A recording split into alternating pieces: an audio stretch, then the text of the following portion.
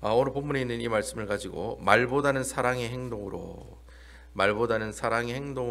제목으로 하나님의 말씀을 증거하도록 하겠습니다. 여러분 오늘 이제 욥기 이제 8장에 있는 말씀 살펴보는데요. 이제 아마 내일은 욥기 9장에 있는 말씀을 볼 겁니다. 이 욥기 8장은 이제 친구가 이제 바뀌는 장면입니다. 이제까지 우리 욥의 세 친구 중에 엘리바스에 관한 이제 약간 좀 나이가 많으신 분, 연장자가 되시는 분이 이제 이 욥에게 그렇게 충고를 하죠. 야, 네가 죄를 지었기 때문에 바로 그렇게 고난을 받는 것이다. 고로 어떻게 하라? 회개하라. 빨리 회개라. 그래서 빨리 네 생명을 회복하고 네가 이전에 가지고 있었던 그런 어떤 재산들도 회복해 나가라. 이렇게 얘기한 사람이 바로 엘리바스가 충고한 내용이었고, 뭐 그에 대해서 이제 욥이 한 내용들이 앞에 이제 쭉 이렇게 내용이 이제 설명되고 있는 내용이 나왔죠. 한 거의 두 장에 걸쳐서 욥이 이제 엘리바스에 대한 그 얘기에 대해서 변론하는, 그죠? 때로는 하나님에게 따지기도 하고 친구들에게 따지기도 하고 자신의 처지를 하나님 앞에 기도함으로 나가는 그 모습들, 우리 어제 말씀까지 이제 살펴봤는 그저께까지 말씀까지 살펴보다가 어제 말씀부터 이제 이 그 욥의 두 번째 친구죠, 빌닷이라고 하는 친구가 이제 욥과 대화를 나누는 장면들이 나오고 있습니다. 그래서 8장에 보면 이제 빌닷이 이제 욥에게 이제 하는 그런 얘기들이 나와요. 이제 빌닷이라고 하는 사람의 이름은 논쟁의 아들이라고 하는 뜻입니다. 보니까 뭐 이름이 이제 말싸움하기 좋아하는 사람이라는 뜻이죠. 그래서 뭐 제가 볼 때는 이 사람은 말 가지고 장난치는 걸 좋아하고, 그리고 또 말 가지고 아마 먹고 사는 그런 직분을 가지고 있지 않을까, 개인적으로는 그렇게 생각을 하고 있습니다. 어쨌든 이 빌닷이라고 하는 사람은 이 앞에 있는 엘리바스와는 좀 약간 성향이 틀린 사람인 것 같아요. 엘리바스는 아무래도 연장자다 보니까 조용조용히 논리적으로 이제 욥을 이제 설득하는 그런 모습들이 있었는데, 이 빌닷이라고 하는 사람은 다짜고짜 뭡니까? 어제 말씀에 보면 다짜고짜 아주 전투적으로, 야, 너 잘못했네. 네 그래 똑바로 안 할래? 이런 식으로 바로 그냥 이렇게 어떻게 해요? 직접적으로 이제 공격하면서 나가는 그런 스타일을 고수하고 있습니다. 그래서 어제 그 말씀을 보면은 이 빌닷이 처음 꺼낸 말이 무슨 말입니까? 언제까지 그렇게 말을 할 거냐, 그런 내용이죠. 어제 말씀에 보면은 내가 어느 때까지 이런 말을 하겠으며 어느 때까지 내 입의 말이 거센 바람과 같겠느냐. 이 거센 바람이란 말은 이 좀 뭐랄까요? 심한 말이죠. 심한 말인데 좀 이 히브리어 뜻을 가지고 얘기하면 파괴한다는 뜻이거든요. 거센 바람이란 뜻이 뭘 이래 때려 부신다 이런 뜻이에요. 뭐 무너뜨린다 이런 뜻이거든요. 그래서 어떻게 해서 니는 그렇게 말로서 그래 사람들을 뭐랄까요, 공격을 하고 그래 말로서 그렇게 네 사정을 그렇게 얘기하느냐. 어느 때까지 그래 네 어떻게 어느 때까지 그렇게 하나님한테 탄식할래? 어느 때까지 그 친구들이 잘못됐다고 그래 얘기할래? 니 그렇게 하면 되겠니? 아예 그냥 대놓고 처음부터 빌닷은 뭐예요? 따지는 그런 질문하면서 대화가 시작돼요. 야, 니 어떻게 그렇게 살래? 니 꼭 그렇게 살래? 너 그렇게 꼭 그런 행동을 좀 할래? 뭐 이런 식으로 이렇게 물으면서 이제 빌닷이 그 욥에게 욥의 잘못을 지적하고 정지하고 따지는 내용이 나오고 있다라고 하는 겁니다. 그래서 뭐 어제 말씀에 여러분 한번 보시면 빌닷 얘기랑 엘리바스 얘기랑 비슷해요, 안 비슷해요? 똑같아요. 뭐 엘리바스가 야, 네가 죄를 지었기 때문에 뭐예요? 하나님 앞에 심판받는다. 네가 고난받는 이유가 뭐냐? 또 어저께는 아주 상처 있는 말을 하죠. 무슨 말을 합니까? 빌닷이 야, 네 자녀가 다 죽은 것은 뭐예요? 네 자녀가 뭐예요? 죄를 지었기 때문에 네 10명의 자녀가 다 죽었다. 사실 우리가 이렇게 대화를 나누고 싸울 때도 자식 얘기는 잘 안 하잖아요. 그렇습니까? 안 그렇습니까, 여러분? 자녀 얘기는 잘 안 하잖아요. 꼭 보면 어떤 분들 보면 꼭 자녀를 가지고 비판하는 사람들이 있어요. 좀 약간 좀 성향이 좀 못된 사람들입니다. 뭐 해도 뭐 누구는 안 건든다고 부모님 안 건들고, 우리 한국 사람들 싸울 때 보면 부모님 안 건들고 또 누구는 안 건드려요? 자녀들 안 건드리는 게 그게 불문율이잖아요, 그죠? 근데 이제 빌닷은 어제 내용에 보면 야, 네 자녀가 10명 죽인 게 그게 무슨 뭐 때문에 그런지 아니? 그 애들 죄를 지었기 때문에 그래 죽은 거야. 그러니까 니도 네 자녀들처럼 그래 죽지 말고 어떻게 해요? 빨리 하나님 앞에 회개해. 그런 식으로 이제 얘기하고 있었던 사람이 바로 빌닷이라고 하는 사람의 모습들이었다라는 겁니다. 그래서 뭐 어제 내용도 그렇고 오늘 내용도 보시면 뭐 대충 그렇습니다. 뭐 엘리바스가 얘기했던 것처럼 인과응보의 원리, 권선징악에 관한 원리를 가지고 야 네가 악한 일을 했기 때문에 벌 받는다는 거예요. 그러니까 네가 착한 일을 하면 다시 복을 받는다는 거예요. 그리고 인과응보의 원리를 가지고 계속해서 이제 얘기하는 내용이 나오고 있다는 거예요. 그러면서 이제 이 빌닷이라는 사람이 추가적으로 하는 내용이 있어요. 그게 뭐냐면 하나님의 공의, 하나님의 정의, 그런 걸 막 따지더라는 거예요. 그래서 제가 여러분들에게 이 하나님의 공의와 정의가 어떤 말인가 잠시 언급해 드릴 필요가 있을 것 같아요. 공의란 말하고 정의란 말은 히브리어도 이렇게 좀 틀린 말이거든요. 히브리어도 이 단어의 뜻이 틀려요. 이게 서로 다른 내용인데, 근데 거의 비슷한 내용이라고 할 수 있습니다. 여러분 구약 성경에 하나님의 의, 하나님의 공의, 하나님의 정의, 이거 나중에 소선지서에 보면 많이 나오는 얘기거든요. 하나님의 공의라고 하는 말이 무슨 말이냐면 이 공의, 정의, 의라는 개념은 모두 다 하나님과 나와의 관계에 관한 내용입니다. 릴레이션십입니다. 릴레이션십. 그러니까 내가 언약의 백성이잖아요. 그죠? 제가 아까 구약에 있는 말씀을 설명할 때 언약을 항상 기억하라고 그랬죠. 나는 언약의 백성이라는 거예요. 하나님이 계시고 나는 하나님 나라의 백성이라는 거예요. 근데 그게 뭐가 있었냐면 언약이라는 도구로 하나님과 나와의 관계를 어떻게 해요? 릴레이션십을 만들어 놨다는 거죠. 그러니까 당신은 하나님의 언약의 백성이니까 어떻게 살아야 됩니까? 하나님의 율법대로, 하나님 말씀대로 순종하면서 살아야 되겠죠. 그게 바로 공의로운 삶을 살아간다. 그게 바로 공의라고 하는 뜻이에요. 그러니까 하나님의 공의라는 말은 하나님 나라의 백성들이 하나님의 말씀을 가지고 행동하고 살아가는 모습들을 하나님의 공의로운 모습으로 살아간다. 그렇게 표현을 해요. 그때 공의라고 하는 말을 써요. 나중에 소선지서 아모스서라든지 호세아서라든지 여러분 뭐 말라기라든지 여러 보면 나중에는 이 하나님의 공의가 무너졌다 그렇게 얘기합니다. 공의가 무너졌다고. 공의가 무너졌다는 말이 무슨 말입니까? 이스라엘 백성들이 하나님의 말씀대로 순종하며 살아가지 못했다는 거예요. 그 표현을 하나님의 공의가 무너졌다 그렇게 표현하는 내용을 볼 수 있습니다. 그럼 정의가 뭐냐? 정의도 똑같은 말이에요. 정의도 하나님과 나와의 관계 가운데 나오는 단어인데 정의는 약간 범위가 좀 좁은 범위예요. 아까 공의는 하나님의 율법을 지키는 백성들이라고 하는 백성들의 행동들을 하나님의 공의라고 하는데 이 정의라고 하는 것은 이 뭐랄까요? 조금 약간 그 규모를 조금 줄여요. 어떻게 줄이냐면 하나님의 말씀을 가지고 뭘 하는 거예요? 재판을 하는 거예요. 그러니까 여러분들 이렇게 뭐 법정에 가서 이렇게 재판 받는 것처럼 하나님의 말씀을 근거로 이스라엘 백성들에게 재판을 하는 거예요. 재판을 하다 보면 야, 너 죄 있어, 너 죄가 없어, 너 무죄해, 너 하나님께 심판받아야 돼. 그렇게 재판을 하는 모습들이 있죠. 하나님의 율법을 가지고 이스라엘 백성들을 재판한다라는 뜻이 바로 하나님의 정의를 어떻게 해요? 실천한다라는 뜻으로 이렇게 사용을 하고 있다는 거예요. 그러니까 공의는 약간 좀 넓은 범위의 의고, 그리고 정의는 약간 좀 좁은 범위의 의다라는 거죠. 이스라엘 백성들이 나중에 하나님의 말씀을 순종하지 않고 나중에 이스라엘 백성들이 망하잖아요. 남유다도 망하고 북이스라엘도 망해요.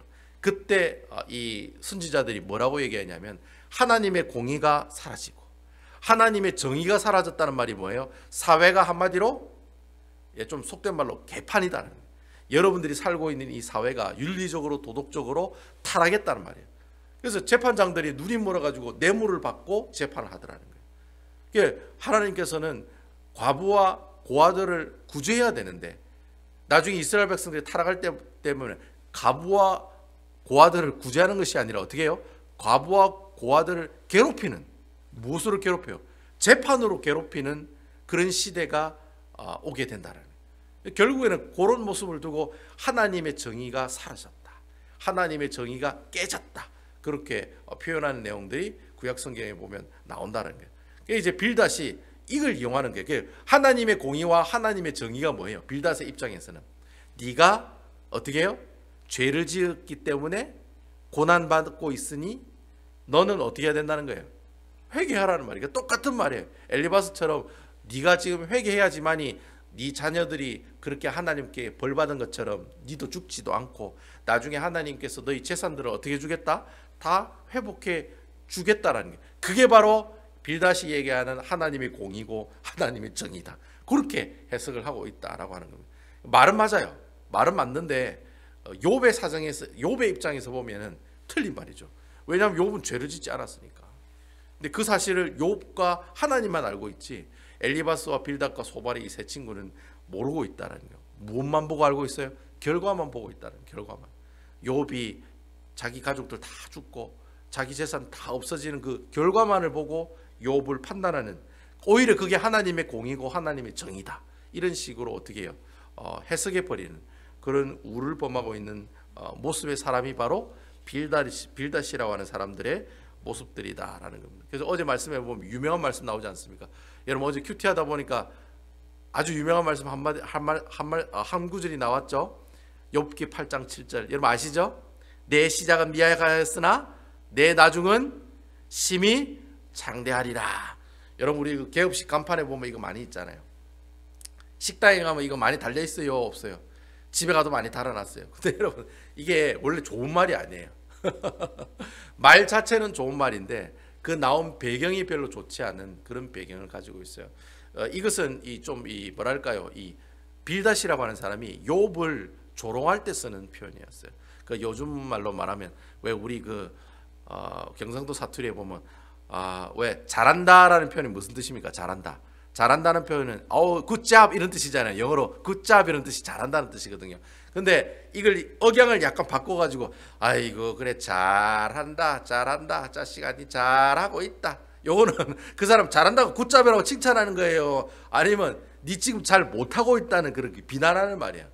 비난하는 말이라는 게 그 말하고 똑같은 말이에요. 이게 내 시작은 미약하였으나 내 나중은 심히 창대하리란 말이 그게 바로 그거예요. 잘한다 그래 니 그래 살아봐라 잘하고 있다 그래 니 쫄딱 망할 기다. 그런 표현이 바로 오늘 지금 이 표현으로 사용을 하고 있다는 거예요. 이거 뭐 좀 속된 말로 그래 니 똥 굴다 막 이러죠. 막 친구가 막 자기 자랑하면 그래 니 똥 굴다 니 잘 먹고 잘 살아라 뭐 요게 얘기가 바로 내 시작은 미약하였으나 내 나중은 심히 창대하리라. 그래서 왜 빌닷이 이 얘기를 했냐면 회개하라는 말이에요. 회개하라. 그리하면 네가 이전에 있는 그 부요함이 처음보다는 나중이 더 어떻게 해요? 더 클 것이다. 이게 사실은 참 좋은 말인데 근데 이 빌닷이 욥을 비난하고 조롱하기 위해서 이 말을 쓰고 있다는 거예요. 그러니까 사실 여러분 이 말이 그다지 그렇게 개업식 간판으로 사용하기에 합당한 구절이에요? 합당하지 않은 구절이에요? 합당하지 않은 구절. 개업식 간판에 그거 가져가면 그 집안 망하라는 얘기예요? 아니면 흥하라는 얘기예요? 솔직히 그 배경과 내면을 가지고 가면 그 구절은 망하라는 얘기하고 똑같다는 말이에요. 그러니까 실상은 별로 그렇게 좋은 성경 구절은 아니다. 하지만 원래의 뜻은 회개하라. 그러면 네가 처음보다 나중에 훨씬 더 좋겠다라고 하는 그런 뜻을 가지고 있다라는 겁니다. 아무튼 여러분 빌닷이 이렇게 어제 말씀이 그거예요. 인과응보 원리를 가지고 계속해서 하나님이 이 빌닷이 이 욥을 계속해서 어떻게 해요? 훈계한답시고 말로서 상처 주는 모습을 어제의 말씀을 통해 우리에게 보여주고 있다는 거예요. 오늘 말씀도 똑같아요. 오늘 말씀도 보면은 어제 빌닷이 했던 내용을 계속해서 연결하고 있는 내용이 나오고 있는 거예요. 계속해서 인과응보의 원리를 가지고 욥을 힘들게 하는 그 모습들을 오늘 말씀을 통해 우리가 살펴볼 수가 있다라고 하는 거죠. 그래서 우리가 8절에서 10절에 있는 말씀 한번 읽어보면서 빌닷이 또 욥에게 뭐라고 얘기하는지 한번 보도록 하겠습니다. 8절입니다. 청하건대 너는 옛시대 사람에게 물으며 조상들이 터득한 일을 배울지어다. 9절 우리는 어제부터 있었을 뿐이라 우리는 아는 것이 없으며 세상에 있는 날이 그림자와 같으니라. 10절 그들이 내게 가르쳐 이르지 아니하겠느냐 그 마음에서 나오는 말을 하지 아니하겠느냐. 이 말이 무슨 말이냐면 쉽게 그런 말입니다. 야 옛날에 우리 조상들이 우리에게 준 지혜가 있는데 그 지혜를 좀 배우라는 거예요.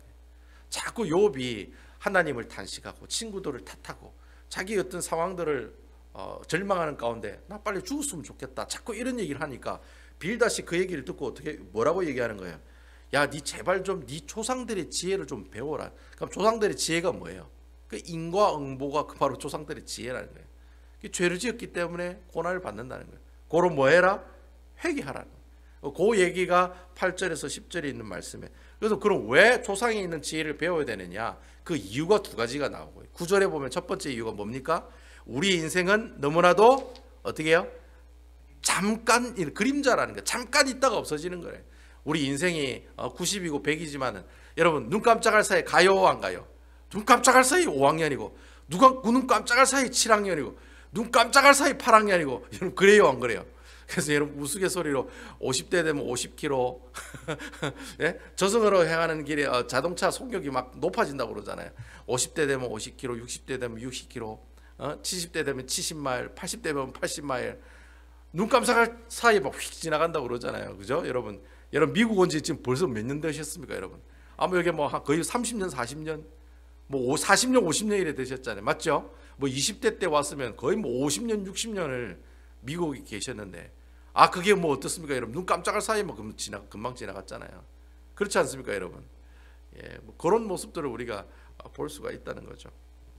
그래서 네가 왜 조상의 지혜를 배워야 되느냐, 인과응보의 원리를 네가 왜 받아들여야 되느냐, 우리 인생 짧기 때문에 그런 거야. 그러니까 네 제발 좀 내가 하는 얘기 들어라, 그런 얘기를 얘기하고 있는 거죠.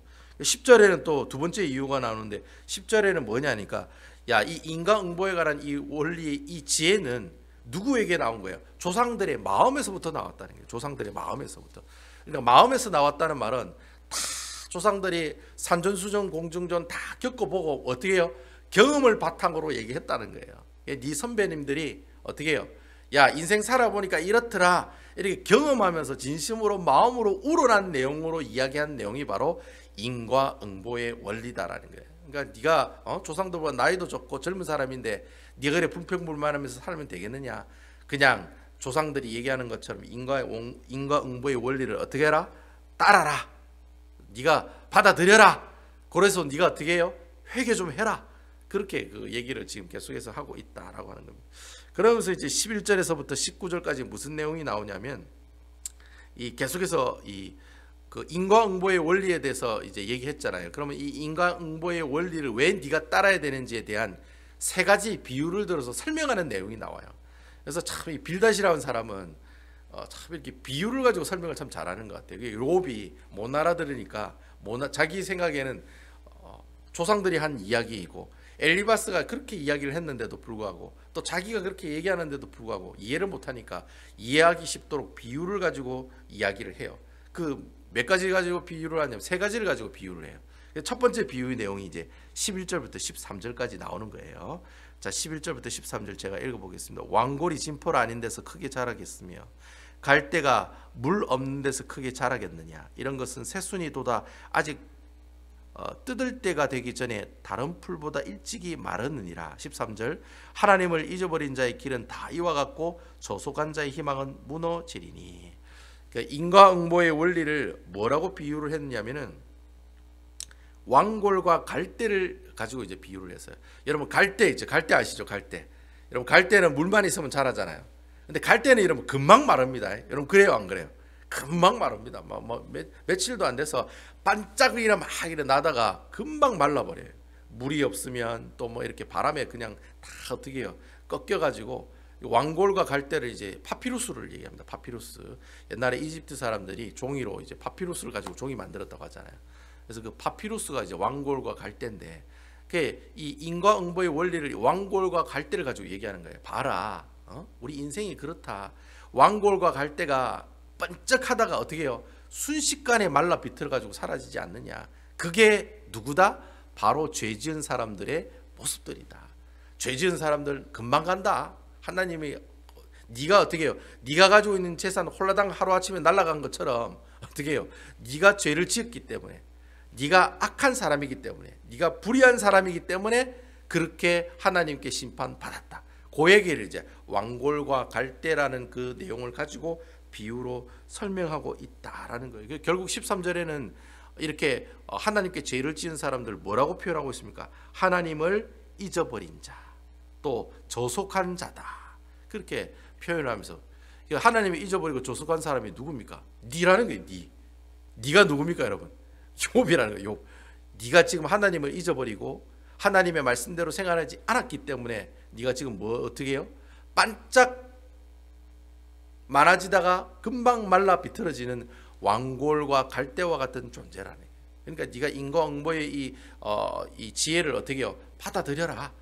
인생이란 우리 사람의 인생이라는 게 왕골과 갈대와 같은 거다. 그래서 네가 지금 어떻게 해요? 하나님께 징계받고 있는 거다. 그러니까 그 받아들이라는 거예요. 그걸 이제 왕골과 갈대의 비유를 통해서 얘기하고 있다는 거예요. 두 번째는 이제 인과응보에 관한 비유 내용으로 무엇을 얘기하고 있냐면 14절과 15절에 나와 있어요. 두 번째 비유는 뭡니까? 14절 보니까 그가 믿는 것이 끊어지고 그가 의지하는 것이 거미줄 같은즉 15절 그 집을 의지할지라도 집이 서지 못하고 굳게 붙잡아 주지도 집이 보존되지도 못하리라. 예, 인과응보를 뭐로 비유했습니까, 여러분? 거미줄로 비유했네. 거미줄. 여러분 거미줄은 딱 보면은 야 좀 튼튼한 것 같은데도 거미줄 위에 집을 지을 수 있어요, 없어요? 말도 안 된다는 거예요. 그러니까 여러분 이게 바로 뭐예요? 악한 사람의 모습하고 똑같다는 거예요. 악한 사람들은 자기가 뭐 막 잘 되고 자기가 뭐 이렇게 잘 먹고 잘 사는 것 같으나 실질적으로는 어떻게 해요? 씩 이렇게 손 한 번만 대면 거미줄이 다 무너지고 없어지잖아요. 마찬가지로 네가 지금 네 처지가 지금 이 거미줄과 같은 처지에 지금 어떻게 거미줄하고 있는 상황들하고 똑같다는 거예요. 욥 네 지금 상황이 어떤 상황인지 아냐? 거미줄하고 똑같은 거야. 거미줄이 막 이렇게 예쁘게 멋있게 튼튼하게 지은 것 같지만 바람이 불면 찢어지는 게 거미줄이야. 네 인생이 바로 그런 인생이니까 어떻게 해요? 회개하라.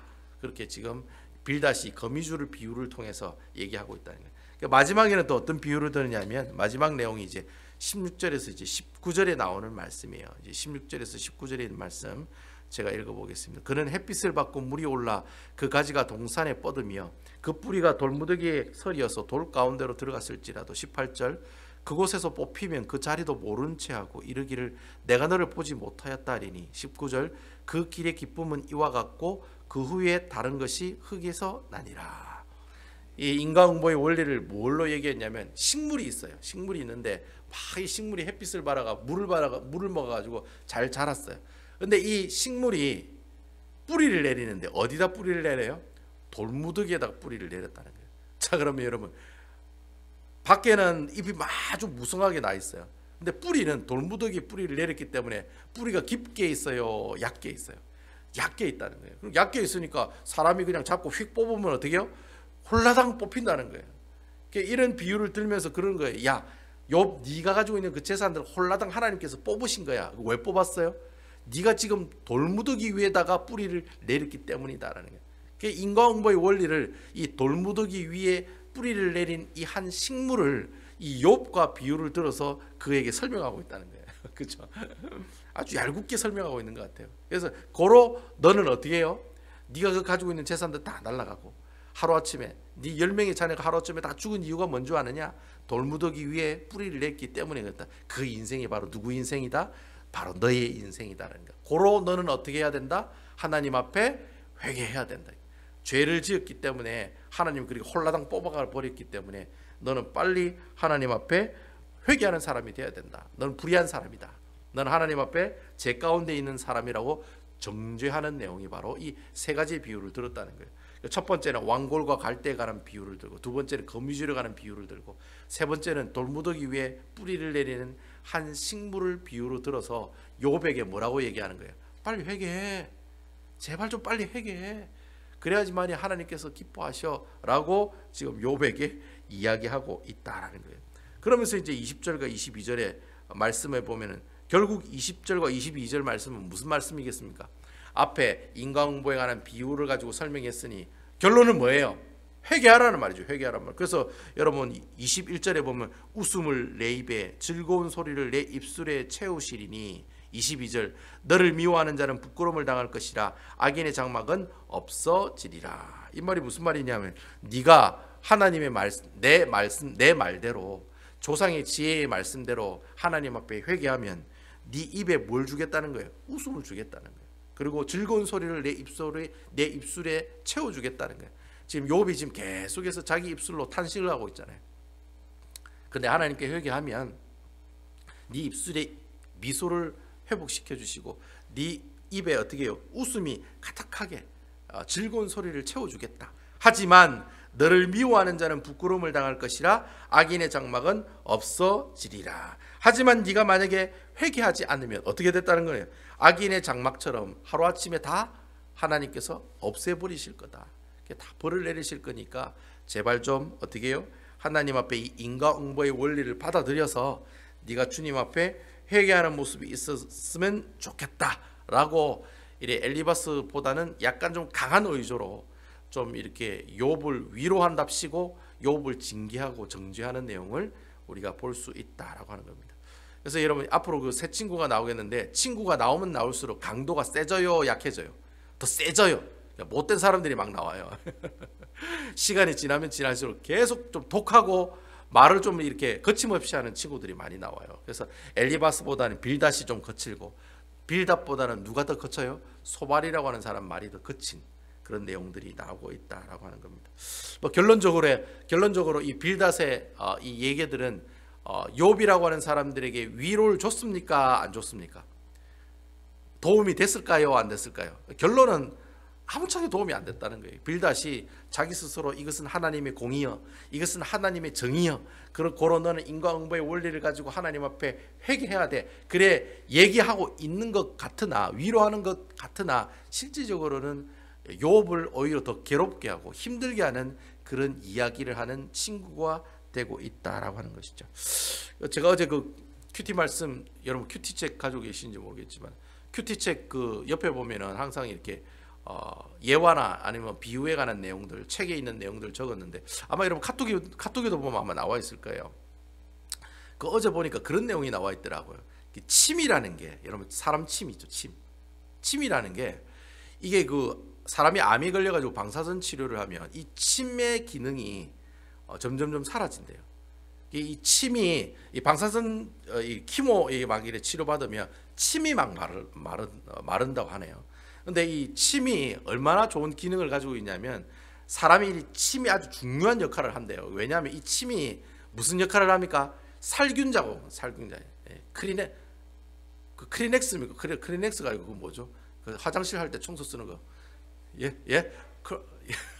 와이프스도 있고 또 뭐 크로락스 화장실 청소할 때 크로락스 가지고 막 청소하잖아요. 살균 작용한다고.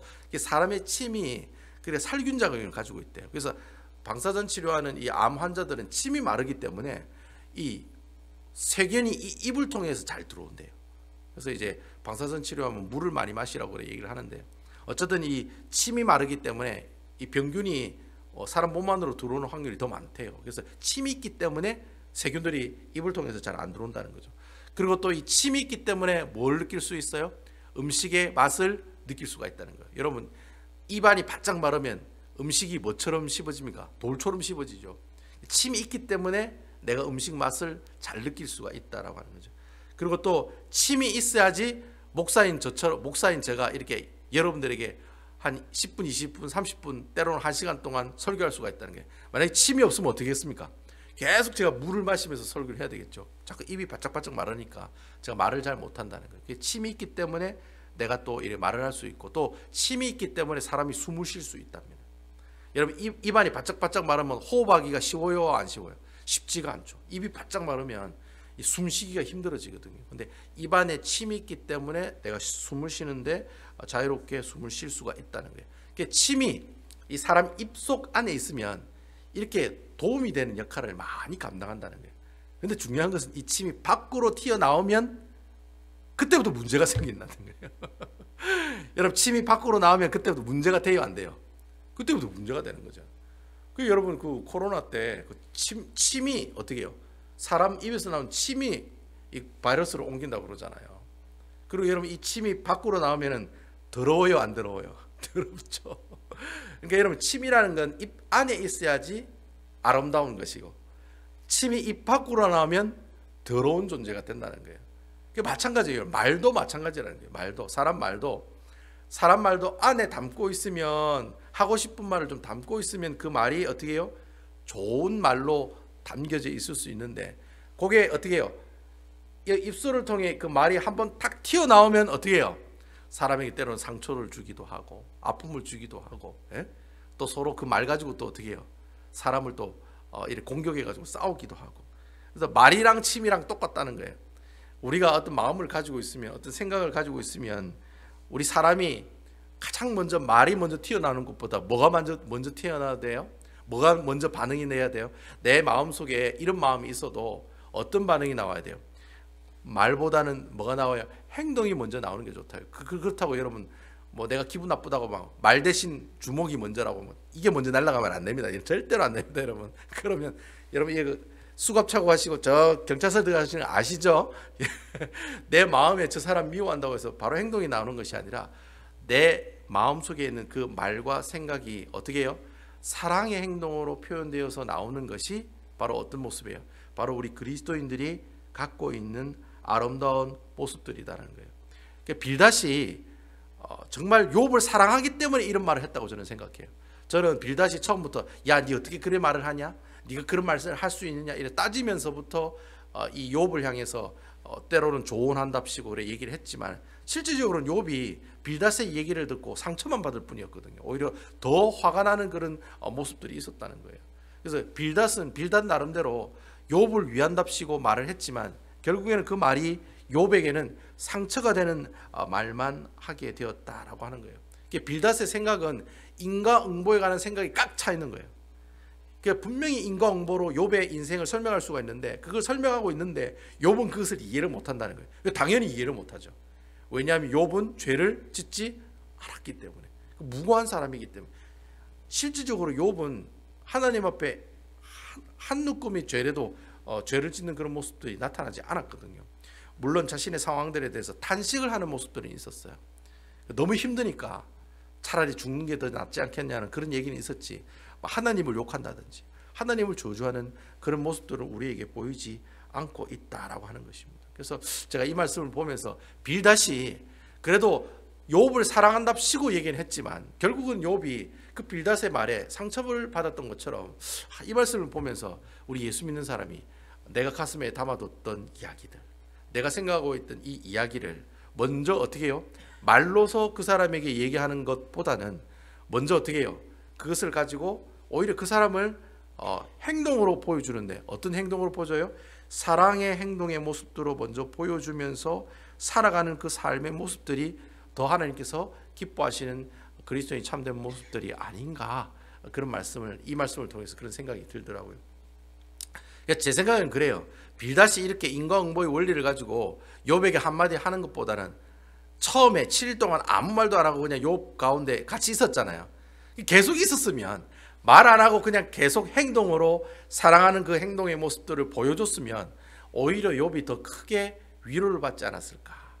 말 안 하고 가만히 있었으면 더 좋았을 텐데 말을 해가지고 어떻게 해요? 서로 상처받는 그런 모습들이 있게 되었다라고 하는 것이죠. 그래서 아무튼 여러분 오늘 이 말씀을 여러분 보면서 참 빌닷도 욥에게 사랑한답시고 그런 얘기를 했을 거라고요. 정말 그 사람을 위해서 그런 얘기를 했을 거라고요.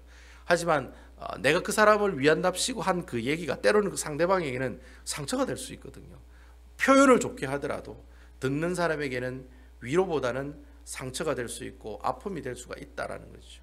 그래서 그런 것들을 여러분 잘 생각해서 여러분 신앙생활 하시고 공동체 가운데서 여러분 이렇게 신앙생활 하실 때 때로는 내가 하고 싶은 말, 때로는 내가 가지고 있는 생각들을 사람들에게 말로서 표현하는 것, 물론 좋은 말로 표현하면 좋죠. 하지만 말로 표현하는 것보다는 내가 그 사람을 어떻게 해요? 사랑하는 행동으로 먼저 보여주는 것이 더 아름다운 그리스도의 삶의 모습들이 아닌가. 그래서 오늘 이 말씀을 여러분 묵상하면서 내가 오늘 하루를 살아가면서 내가 말 한마디, 행동 하나하나 어떻게 해요? 하나님께서 기뻐하시는 모습으로 실천하는 모습들이 있어야 되겠다. 내가 이런 말과 생각과 행동들이 정말 하나님께서 기뻐하시는 모습으로 살아가는 우리 형제와 자매들에게 이야기하고 위로해주고 또 권면해주는 그런 지혜로운 모습들이 있게 해달라고 하나님 앞에 그렇게 기도하시고 또 그렇게 실질적으로 실천하며 살아가시는 우리 아름다운 베다니 교회 성도 여러분들 다 되시기를 주님의 이름으로 축원드리겠습니다.